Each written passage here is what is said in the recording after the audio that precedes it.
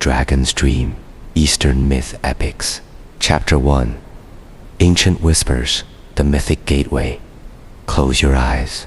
Let the hush fall. The moon leans low tonight. She knows what we are about to remember. In a valley shrouded by mist and forgotten centuries, there once stood a tree made of jade. Its roots sang lullabies to the stars. Its leaves shimmered with dreams not yet born. The villagers called it Yuan, origin of the dragon. None dared touch it, only the wind and the silence. Each evening, the eldest among them would come, eyes soft with age. She carried scrolls wrapped in rice paper, tied with silk stained from tea and tears. She would sit beneath Yuan and whisper stories to the bark. One night, the tree whispered back. I remember the first flame, it said. I remember the dragon who dreamed this world awake. And so it began, a tale of scales and sorrow, of flight and falling, of wisdom too heavy for mortal minds. The dragon's name was Zunlang, born before the stars found their patterns. His breath was the first dawn. His tears became rivers. When he blinked, mountains rose. When he sighed, seasons turned. But Zunlang was lonely. Even gods kept their distance. He was too old, too vast, too kind. So he dreamed. And in his dreams, he shaped lives. Humans, tigers, fox spirits, even other dragons, smaller, flickering shadows of himself. He watched them, loved them, feared them, for the more he dreamed, the more they forgot him. And this forgetting, broke something deep in his ageless heart. The jade tree pulsed with pain as it spoke. The elder wept. Her breath shook as though something inside her had cracked open. I can't. I didn't expect to feel this deeply, this quickly. The ache is real, heavy. Let me breathe, just a moment. Chapter 2. Beyond the clouds, dragon sovereigns. The dream did not end. No dream truly does. Above the drifting clouds, beyond the wind's reach, a realm floated Yuangshan, the celestial mistlands. Here ruled the dragon sovereigns, each born from Zunlang's dreams, etched from the fragments of his soul. There were 5. Each held dominion over an element of both world and heart. Langmu, the empress of rain-her scales, shimmered silver. Her tears made lotus ponds bloom in deserts. Fengzhao, the flame-sovereign crimson wings that scorched injustice, yet left warmth where hope had died. Haiyue, the tide-bearer, high moved in rhythms of the moon, and whispered secrets to sailors lost at sea. Qinglei thunder roar high, laughed like summer storms, and wept like autumn frost. And Jiaying, the shadow coiled wind-headed, truth and lie, love and rage. The one Zunlang never wanted, but needed. Each sovereign lived in harmony. For a time, until Namu, vanished mid-flight, her silver tail caught in the grip of something darker than shadow. Fengzhao burned the sky looking for her. Qinglei cracked mountains open. Haiyue wept whirlpools into being. Jiyang smiled, he always smiled. Beneath Yuangshan, a sickness spread in the dreams. Mortals spoke less of dragons, more of kings, of coins, of war. Their shrines crumbled, their prayers dimmed, their stories forgotten. And so the sovereigns began to weaken, not from wounds, but from being unseen. Zunlang felt this. Deep within the core of his slumber, he stirred and trembled. I can barely describe the dread, the ache of being erased while still alive. It's like breathing underwater. knowing air exists but never reaching it. I didn't think a dragon could feel such sorrow. I didn't think I could. Yet here we are, together, falling deeper into the dream. Chapter 3, The Scroll of Unborn Flames. The wind changed, soft at first, then sharp like memory returning too fast. In the village beneath the jade tree, the eldest's granddaughter awoke. Her name was Mayu. She had dreamt of fireflies turning into dragons, of oceans made of ink, of a scroll calling her name. When dawn broke, she found it, tucked inside a hollow of yulong's bark. Bound in gold thread, it hummed softly in her hands. She unrolled it. It was blank, except not truly. As her fingers touched the rice paper skin, shapes bloomed, flames that curled like ancient calligraphy, eyes watching, mountains splitting, a silver dragon falling from the heavens like a dying star. Mayu's heart clenched. She didn't understand, but she knew. This was Langmu's story, and it wasn't finished. The scroll whispered her name, a vow, a question. Will you enter the dream? She said yes. The world trembled. Her breath slowed. Heartbeats softened. The village faded. The stars opened. She fell, not down, but inward, into the dream of the first dragon, into the fire beneath all stories. She stood in a garden of lanterns floating through mist. Each lantern held a memory. Some glowed warm laughter festivals, wishes made under peach trees. Others flickered betrayals, wars, forgotten names. Langmu appeared, wings broken, eyes closed. She was dreaming still, trapped. Around her pulsed a flame. It wasn't warm, it hurt. A flame that devoured memory itself. This was no ordinary fire. This was Huang, the forgotten flame. It burned in those who no longer believed. Fed by silence, by neglect. It whispered to Mayu, trying to pull her in. Let go. She is gone. So are we. So are you. Mayu nearly listened. She felt herself dissolving fingers into wind, name into ash. But then she heard it. One voice, soft, cracked, from far above. Hold on. My voice. I didn't mean to speak. I thought I was only telling the tale. But something inside me broke open, and I couldn't watch her vanish. I've never cried over a story like this before. But this isn't just a story, is it? Not anymore.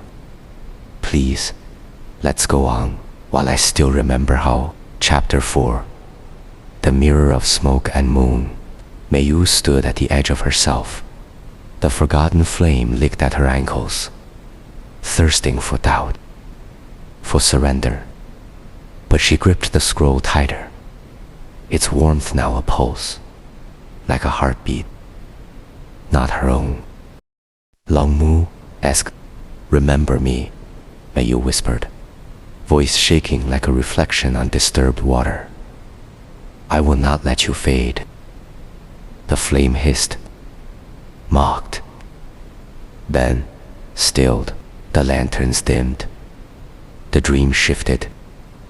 A path unfurled before her, paved in silver mist and scales of dragons long lost. She walked it.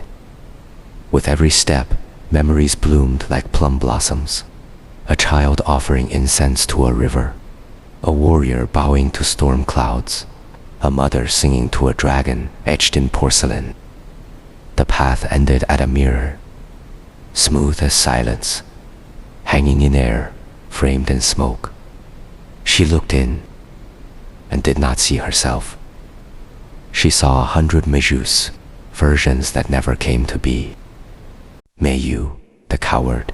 Meyu, the conqueror. Meyu, the forgotten. Each blinked and vanished, until only one remained, the one who chose the scroll.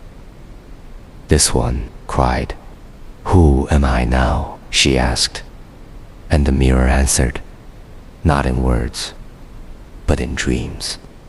She saw Zunlong again, coiled in slumber beneath a sky that bled stardust, eyes closed, but trembling. Even asleep, he felt the fracture. Around him floated fragments, the dragon sovereigns, scattered like lost poems. But Jiying, he was awake, coiling through realms, collecting forgotten names, feeding the fire. He was smiling still. Only now Miyu saw why. His smile hid grief, wrath, regret. He had been Zunlong's final dream, a dream made from the pain of loss, born not to destroy, but to remind, to awaken. And yet, he too was being erased. I had to stop reading, had to breathe. How do you tell a child that even dragons can't escape sorrow? How do you tell yourself? I don't know, but I think Meyu does, or will. If she keeps walking, let her walk. Chapter 5. The falling of the celestial garden. The dream deepened. The stars grew farther, heavier. Meyu stepped into a garden that once crowned Yuwangshan, once vibrant, now wilted. Cherry blossoms floated like forgotten prayers. Stone lions cracked with time, and in the heart of it all, a tree of fire and frost, Zunlong's heartwood. It pulsed with both sorrow and stillness. Its bark bore names once worshipped, now unread. Long Moon knelt before it, eyes glazed, asleep within a memory that would not let her go. Meyu reached for her, but before her fingers touched, the sky split. Thunder, not of storm, but of rage. Qinglei descended. Lightning danced from his spine, roaring his grief in ancient syllables. You brought her here, he boomed. Why? She's fading, Meyu whispered. You all are. We were never meant to last, he said. But his voice trembled. Then came Feng Zhao, wings of dusk fire, tail a comet's trail. He landed hard, eyes aflame. She dares walk among us, he growled. Amortal. Meyu didn't flinch. She held up the scroll. It chose me. That silenced them. For a moment, until Jiyong arrived. Shadow in motion. Two heads. One wept. One laughed. She was chosen, he murmured. But not for rescue. He circled Long Mu, his breath curling into illusions of mortals burning books, of dragons turned to statues, of silence. She was chosen to witness the end. The garden shook. Roots uprooted, petals turned to ash. Meyu fell to her knees, not from fear, from knowing that the sovereigns, all of them, were dying not from wounds, but from being unremembered. Their power lived in belief, and belief was fading like ink in rain. She sobbed. I did too. Not from the beauty, but the unfairness of it. They gave everything, and still they were vanishing. Are we all so easily forgotten? Does everything end in silence? I'm sorry, I need a moment. But we'll go on. We must. Chapter 6. Threads of the Dreaming Sea. Darkness fell, but it wasn't cruel. It wrapped like velvet. Soft. Still. The dream shifted again. Mayu awoke, floating above a sea not of water, but woven mist and memory. The dreaming sea. Below her shimmered threads, every forgotten story, every unsaid goodbye, every myth that slipped through a grandmother's lips and was never written down. The water wept gently. It carried sorrow without sinking. From the horizon, 海月 rose, vast, blue-scaled, eyes ancient, but kind. He did not speak. He sang a lullaby in no known tongue, but one Maju understood. It told of fishermen who once prayed for safe tide, of sailors who gave thanks to sea, of children who tossed coins and whispered to waves. Now only silence. His melody turned hollow. The tide beneath her stilled. I remember them, Mayu whispered, voice breaking. I still believe. 海月 looked into her, as if reading not her soul, but the spaces within it. You are not enough, he said softly. But you are a beginning. He lifted a fin, and from the sea rose a figure, cloaked in kelp and cloud. It was Mayu, another her, worn, older, eyes full of stars and sorrow. You are who we dreamed of, she said, not to save us, but to remember us true. Suddenly, a tremor, a crack in the sea, a wound. From it poured black mist, curling with laughter. Geeing again.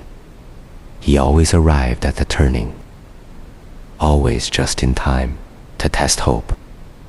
You think memory is enough, he snarled. You think she can hold us? Two heads. One grinned, one wept. I was made from forgetting, he whispered. I am the final shape of all belief. 海月 raised his tide, but Jia Ying coiled around it. You cannot drown what was never held, he hissed. The sea churned, the threads snapped, and Mayu fell again, this time through stories unraveling, through lives that never became legend. And as she fell, she heard me scream. Yes, me, because I can't stand it. Watching dreams die, watching her fall. I know it's only a tale. I know. But my chest hurts, like I'm breaking with her. And maybe that's the point. Maybe that's the only way this tale can matter. If we feel it enough to weep. Let's keep going. Please.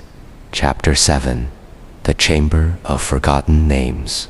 Mayu landed, not on earth, but in silence.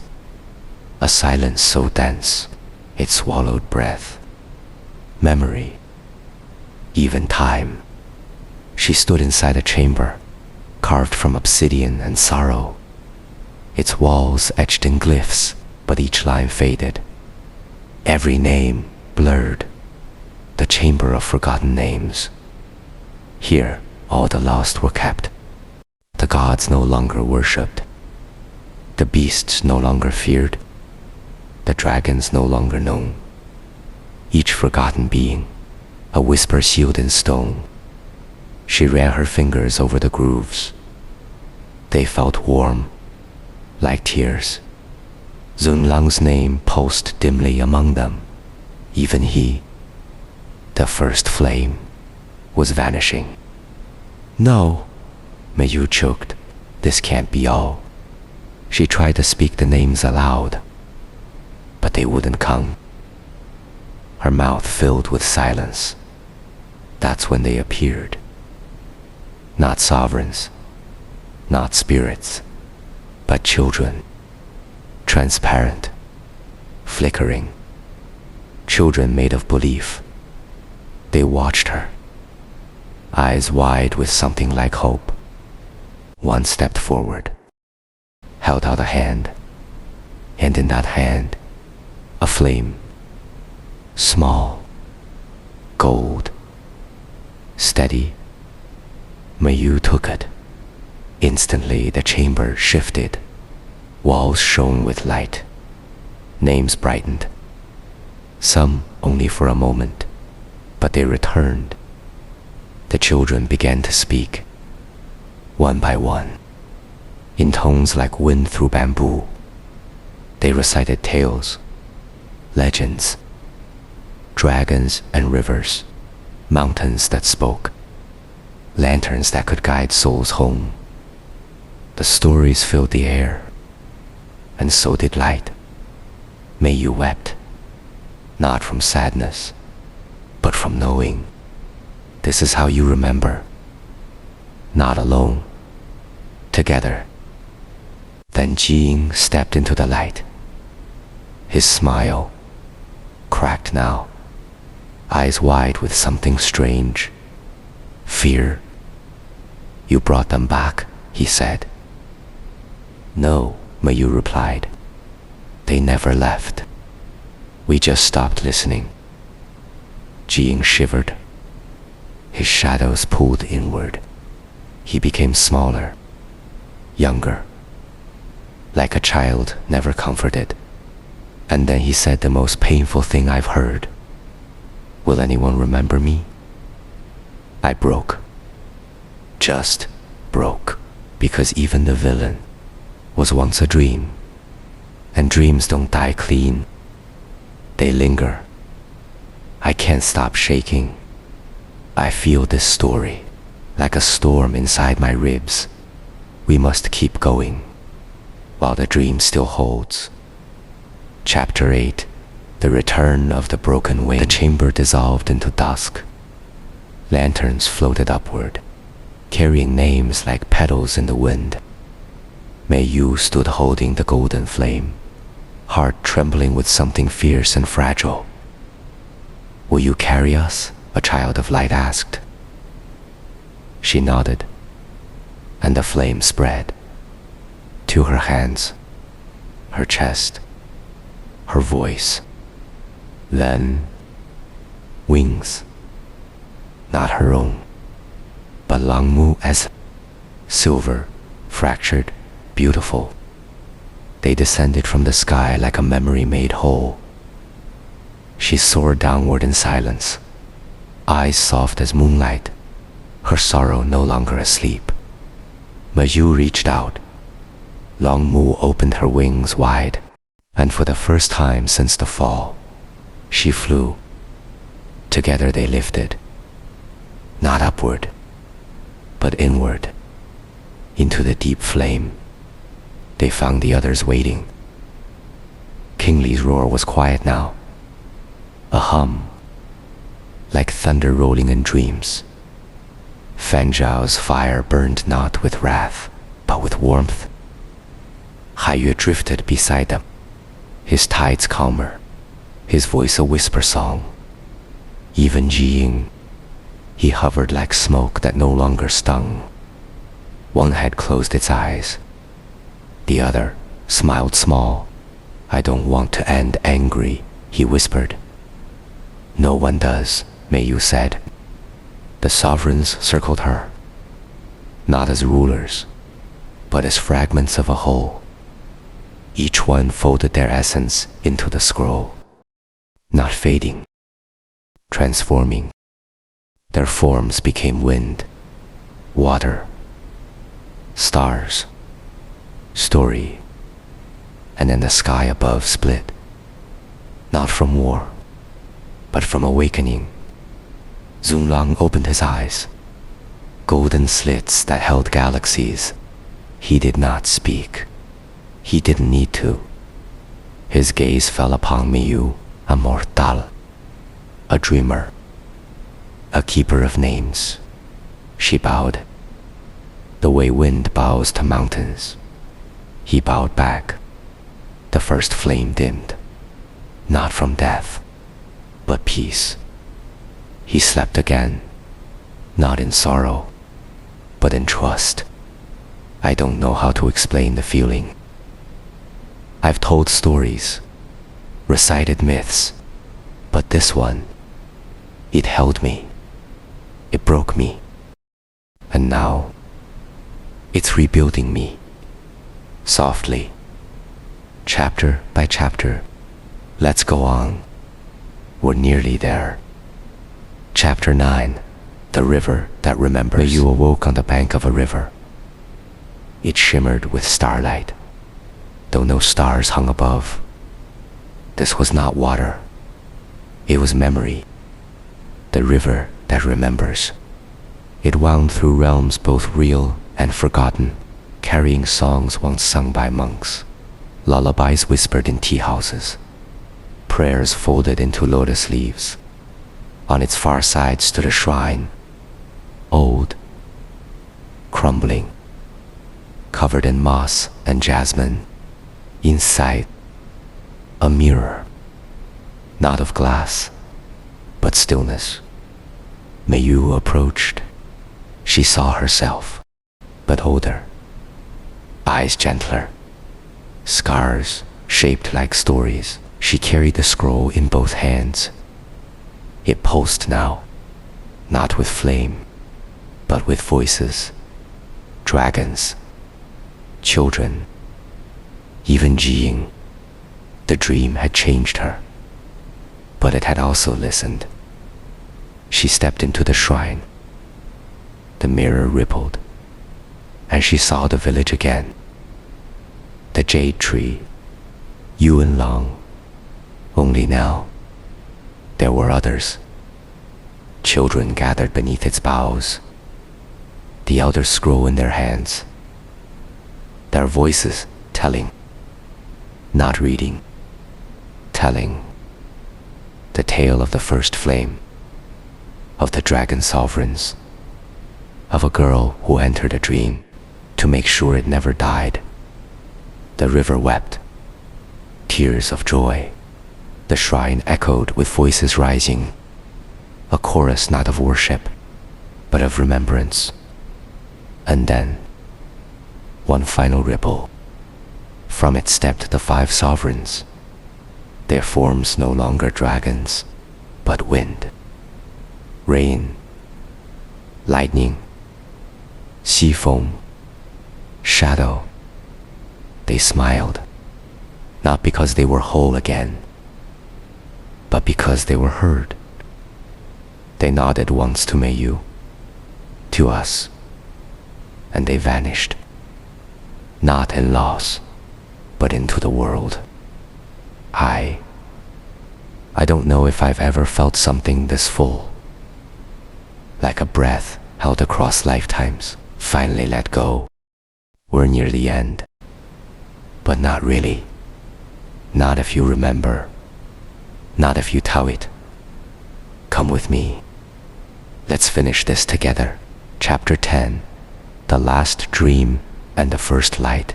The sky was not night, not day, but a soft between, a hush. Mayu stood at the threshold of waking. The scroll in her arms no longer burned. It glowed. The dream was ending, but something inside her stayed open. She returned to the jade tree. Yuan Long. The branches swayed, not from wind, but from memory returning. Villagers gathered, eyes wide, mouths quiet, listening, not to her voice, but to the story, rising from the leaves, the soil, the air itself. A child tugged her sleeve. Will you tell it again? She knelt, opened the scroll. The pages were no longer blank.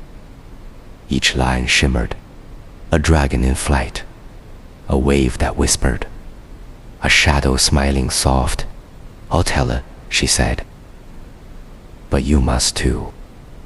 And so they did. They passed it on. By firelight, by riverbank, by lullaby. The sovereigns did not return in form. They returned in presence. Rain that came just when crops needed it. Thunder that answered in justice. A spark in a child's eyes when hearing of wings that shook the stars. Zunlong slept once more, not forgotten, but at peace. The dream continues, not in slumber, but in story. I didn't know I would fall so deep. I didn't know I would need this. But now I sit in silence, pages closed, heart full. I've cried, more than I care to admit. But maybe that's what stories like this are for. Not just to comfort, but to break, and then soften what we thought had hardened forever. So now, the dream rests, but it does not end. It lives in you. If you remember, if you tell. Thank you for listening. It has been an honor for reciting an epic myth tale for you. This is YugMythos. Hope you sleep well.